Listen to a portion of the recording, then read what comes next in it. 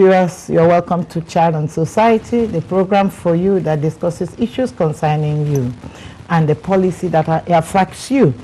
This program also showcases role models within our society. Today we are going to be talking about corruption in civil service. With me to discuss this program are Kate Anolue, former mayor of London Borough of Enfield. And Kate Okonkwo, senior lecturer and head of practice learning. You are welcome. Thank you. Viewers, this is your regular presenter, VV Kali. So today we're going to be looking at corruption in the civil service. What is the role of the civil service? Why is it that there is corruption? Is corruption rife now than before? If it is, what are we doing to curb corruption in Nigeria? With me now, I'm going to go over to you. Auntie Kate, let's talk about corruption, please. Well, good afternoon, everyone. It's nice talking to you all today. I think this is a very, very important issue within our society. In fact, within the whole world, but unfortunately, the developing countries seems to thrive in corruption.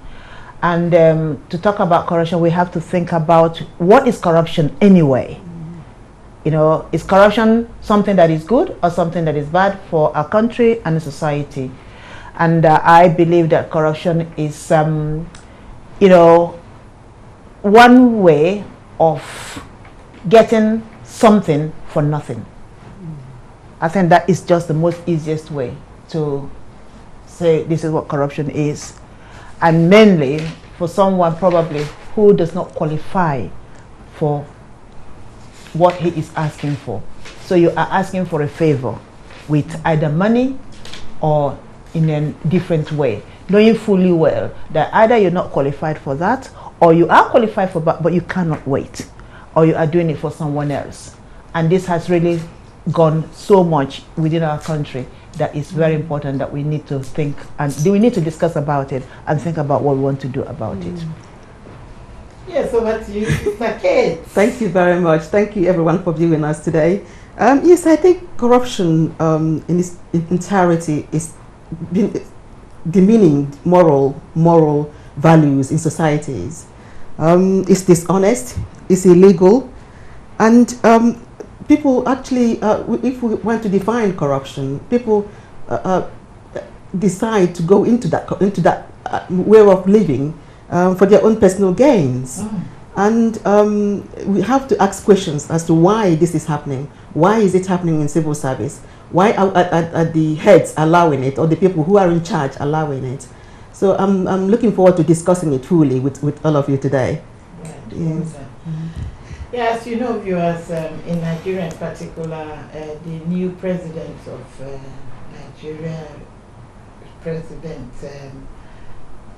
Buhari, has embarked on getting rid of corruption in our system.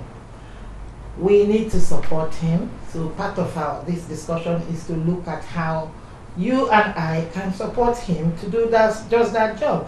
As you know, corruption is both it leads to issues concerning poor performance and bad governance, poverty and greediness, and it's always common with people who have very low morale. Buhari, as you know, is a man who, during the time of military regime, with Idiagbo, decided that they must get rid of corruption. Corruption is not only in Nigeria, but it's also in other parts of the world. Even in United Kingdom, America, there is corruption in the civil service. We'll be looking at simple things like bribery now.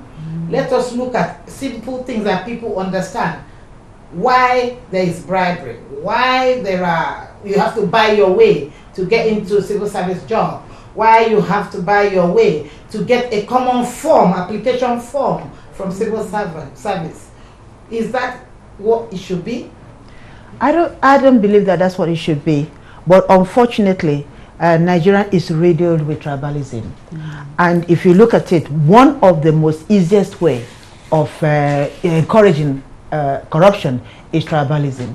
For example, if I'm in a ministry, and I am the head, and I'm Igbo, and someone probably from Yoruba, from other ethnic minority comes with the correct qualification and everything, I look at that and I thought myself, why should I employ this when I've got my brother there or sister there who I would easily put, because I see it as this is the benefit of me being there, you know. So really what I'm doing there is I'm actually helping that corruption, because the very person that I disenfranchise is the person that probably need to get that job.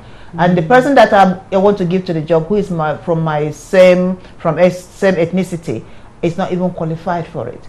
So this is the one thing, you know, that is the root of corruption in Nigeria. That's where tribalism is number one.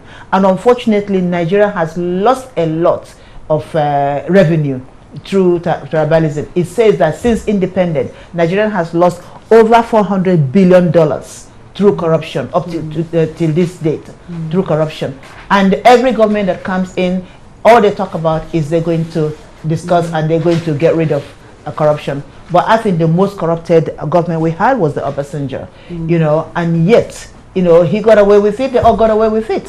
So who is going to, you know, bail the cat, and who's going to be the leader to get that up? If our corruption is coming right from the government, who then, you know, is that the simple civil servant, or the old woman in the market, or the school children? Where would it be? And moreover, our own corruption comes out from our greed. We are very greedy.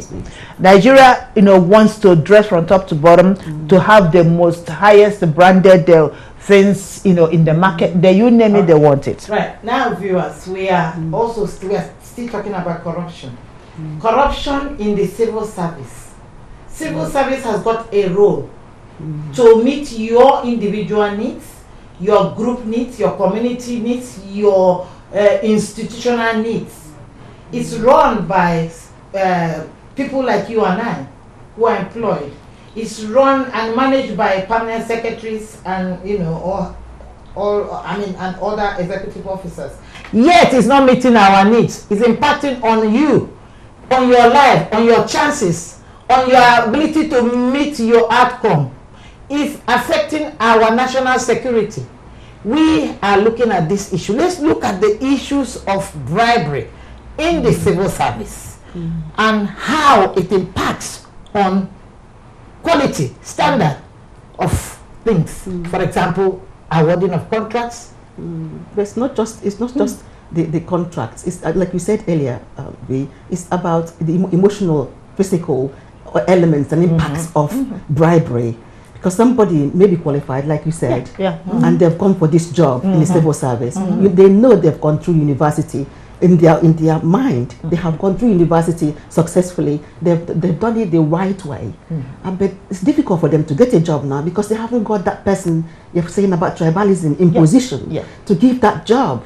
So this is one area. And the another area as well, and that it's impacting in that family. It's impacting in the education. It's impacting in the outcome of the whole entire family. And the morale. And the morale. Exactly, because the mother or the father have spent all that money in educating this child, and with hope that they will get a right job.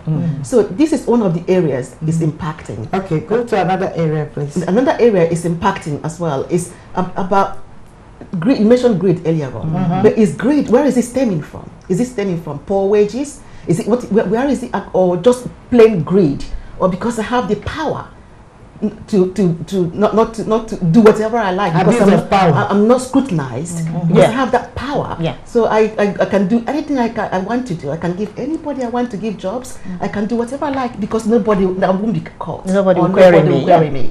So these are some of the areas that is impacting as well. Other areas as well. The country, the whole country as a whole. It's impacting. So national security. Yes. So if you have money in Nigeria and you want to get information from civil service, for example, very sensitive information, can you buy it? Yes, of course you can. Well, my understanding so far and my research so far says that you can buy it because as long as you're offering the right amount of money, it doesn't matter. That moral, that values has gone out of the window. As long as you're offering that the right amount of money, you are able to get that information that you want. Now, so viewers, you are hearing what is being discussed. That even information that are supposed to be just for national security can be sold out to anybody if you have money. That's the impact of this bribery we're talking about. Corrupted individuals handling information that belongs to you and I. And moreover, the person that you are actually talking to could have got into that job through bribery and corruption. Yes. That means he is ready to do the same. You know, so where do we stop? So you are now saying that if people get this job through bribery, Yep. obviously they have already been initiated into bribery and corruption. Right. That's right. So that's good. He's saying yes, you bribed into there, you're going to make your money, Exactly. and you know the same way. And that is, I'm sorry to interrupt you, but that is also the same thing when it comes to the government itself. Yes. You know, why is it that we come out here to learn, to pick up all the ideas of this country, especially when it comes to politics? Why do we go back and practice different? Why do people have to kill themselves and kill others because they want to be a senator? When you know that it is through election, and when it's counted, you know, and you win, you go in. But then sometimes you know exactly that you've won, and yet under your nose, someone else is announced winner. So this is why this corruption in the civil government, in the local government, in the general government, in the house, to the presidents, is never going to get rid of. So I heard you say that there was that Obasanjo's regime was the most corrupt. Very, very. I also am aware that during Obasanjo's regime that they were sharing monies, giving people, the lawmakers, some monies. I don't know whether that's a fact, but that's what people were saying. Money, they call it Ghana must go. Yeah. That Obasanjo would normally give, make sure that they have this Ghana must go. Is that to influence their decision making? Is that to shut them up? Whatever it is, my people, it is bribery and corruption. And that is why what the new president is saying he does not want. He's going to get rid of it in our society. Because they feel, for example, Obasanjo and all his regime, they've gone now, they feel immune, that nobody can touch them. They can embezzle as much as they can. And they did. And they did. And I've always felt that whoever is going to manage Nigeria is going to love Nigeria. It's going to love her as a woman, and it's going to take care of her. Without that in your mind, anything else is not going to work. Because if you have that in mind and you're able to penetrate into all these areas that people are embezzling, people are corrupting the system, people are misusing their status, that's the only way you can be able to do that, because you love that country not sufficiently to be able to do that. So I'm talking about immunity. I'm talking about laws governing everybody from head to bottom. Whoever it is, the same uniformity of law governing everybody, not one for one set and one for the other, one for the poor and one for the rich. Because when you travel to Nigeria, so you feel so unsafe because of it, because this bribery is coming from the top down. It penetrates everywhere in the system. It's not just the civil service, it has penetrated everywhere. Even Ministry of Education. Let's go to Ministry of Education. Your son has passed JAMB. But even though he's passed JAMB, it's not likely that he will get into the university to study the course that he wanted to study. What is happening? It's the same thing.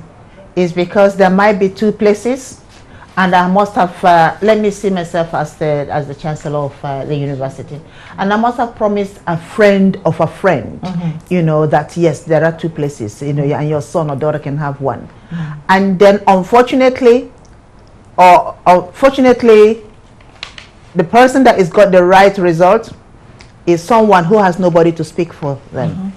And obviously, you have to fulfill the promise you made to your friend. And at the same time now, the same poor child who has studied so hard, probably uncles and auntie have helped him to get through his exams, and now he cannot get in because there is no space. And yet he has the right qualification. And you know, and no wonder some of the schools, they spend so many years in university and they come out with nothing. because at the same time, because they didn't actually get the right qualification to get into that course. All right. We are still talking about corruption within the civil service. If you are watching and you have experience, or you know you want to join in this discussion, please do so. As you know, we're talking about how it impacts on us right now. How does it impact on us? Let's look at awarding of contracts. Let's look at roads. Let's look at issues of criminality, how criminals get bribed their way, even through the prosecutors and through to the judges. What's happening in our society? Our society, from beginning to the end, very corrupt. Let's talk about contracts. In fact, incidentally, I was talking to my friend, this afternoon. The son had a contract to actually install, device, I don't know the details, but with the central bank. And he's been in Nigeria for the past 1 year. He's got a family here. And remember, everybody's encouraging us to come home, come home. The diasporans, they want them home. Do you know that the poor man is so frustrated because for the past 1 year, he's not been paid? And yet he's heard that the money has actually been, given out already, that the money has been paid. So if the money has been paid, who was the money paid to? Why is that the person that actually done the job has not been paid? Why does he have to dig in his pocket all the time to pay traveling from one end of Nigeria to the other, both on road and air? So now you tell me, what incentive this has given to us, the aspirant, to go home and work at home? Because if you spend 1 year doing the job and everybody's happy with the job, and the most worrying thing is that the government has now changed, which means that this poor boy might lose a whole 1 year salary. So what is that? That's telling us that yes, the governance is weak. Yes. There is no sense of accountability. There is nobody really managing our systems. Okay, recently we've been hearing about a lot of pensioners who have been shortchanged. Some of them have never been paid their pension entitlements because of mismanagement of within the civil service. Also, we've also heard about ghost workers within the civil service. What is all that about? These are money that are supposed to be used for yourself and myself. But some people who are very clever and in a position are abusing that by bribing younger, colleagues, younger civil servants to do the job of creating extra number of people as if they are civil servants and get paid for them. So Buhari says he wants to look into all this. The last government tried to do something, but I don't think they were serious. They weren't serious in dealing with it.